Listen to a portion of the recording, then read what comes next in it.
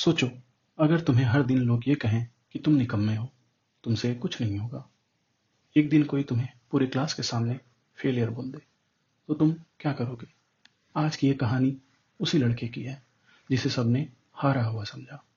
लेकिन एक दिन उसने ऐसा काम कर दिया कि पूरा स्कूल उसके लिए खड़ा हो गया। कहानी शुरू होती है एक छोटे से भारतीय शहर से, जहां सत्यम नाम का लड़का रहता था। मिडिल क्लास परिवार, छोटा सा घर, पापा नौकरी पर, माँ घर संभालती। लेकिन सत्यम के मन में हमेशा एक ही आवाज गूंजती, तू किसी काम का नहीं है।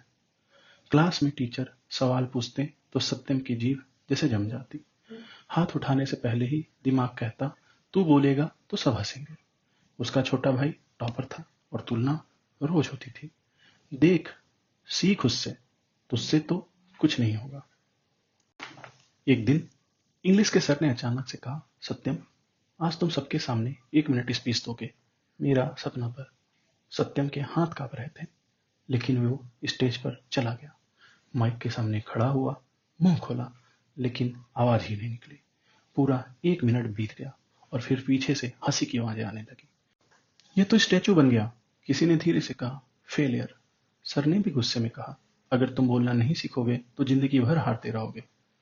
उस दिन सत्यम घर आकर अपने कमरे में बंद हो गया। उसे लगा शायद सच में ही वो किसी काम का नहीं है। तभी दरवाजा हल्के से खुला। उसकी दादी अंदर आई, हाथ में चाय का कप और चेहरे पर बहुत सुकून। दादी ने पूछा, क्या हुआ हीरो, आज इतना चुप क्यों है? सत्यम रोते हुए बोला, दादी, मैं निकम्मा हूं, सब हंसते हैं मुझ पर, मैं कभी नहीं बदल सकता। दादी ने उसके सर पर हाथ रखा और बोली, एक बात याद रख, दुनिया तुझे क्या कहती है ये उतना जरूरी नहीं, तू खुद को क्या कहता है वो जरूरी है।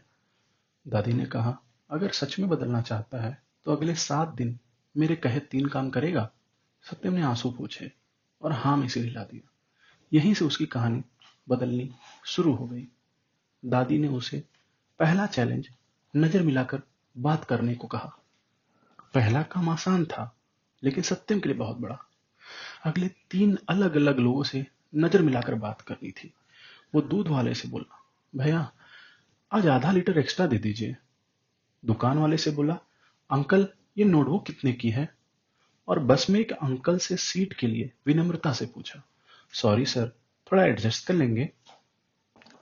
दूसरे दिन दादी ने कहा, कल क्लास में कम से कम एक सवाल जरूर पूछना। मैथ की क्लास में सत्यम का दिल तेज धड़क रहा था, लेकिन अचानक उसने हाथ उठा दिया। सर, ये वाला स्टेप दोबारा समझा दीजिए। सर ने पहले उसे देखा, फिर मुस्कुराए और बोले, गुड, कम से कम कोई तो पूछ रहा है। अगले कुछ दिन दादी ने उसे छोटे छोटे काम दिए। एक दिन पूरे परिवार के सामने 2 मिनट कोई फनी किस्सा सुनाना। एक दिन कॉलोनी के बच्चों को मोबाइल छोड़कर बाहर खेलने के लिए मनाना। एक दिन स्कूल असेंबली में थॉट ऑफ द डे बोलने के लिए वॉलेंटियर बनना। हर दिन डर थोड़ा थोड़ा कम होता गया और सत्यम को पहली बार लगा, शायद मैं उतना कमजोर नहीं जितना खुद को समझता था। एक हफ्ते बाद इंग्लिश के सर ने अनाउंस किया, अगले सोमवार यूथ स्पीकर डे है और जो चाहे उसमें 2 मिनट की स्पीच दे सकता है और टॉपिक भी खुद चुन सकता है।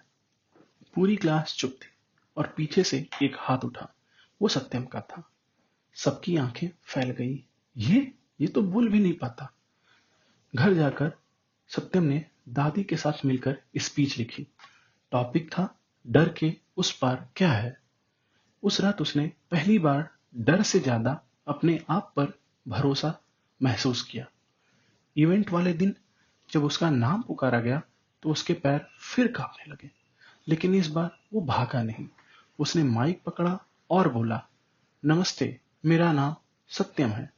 कुछ दिन पहले मैं इसी स्टेज पर चुपचाप खड़ा था, आज फिर खड़ा हूं, लेकिन इस बार डर से भागने नहीं, डर को हराने।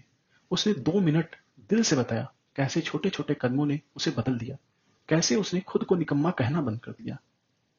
उस दिन सत्यम ने समझ लिया, लोग तुम्हें क्या कहते हैं उससे ज्यादा जरूरी है तुम खुद को क्या कहते हो। दोस्तों, ये कहानी सिर्फ सत्यम की नहीं, हम सबकी है। अगर तुम्हें भी लगता है कि तुम में आत्मविश्वास की कमी है, तो आज से बस 3 छोटे काम शुरू करो।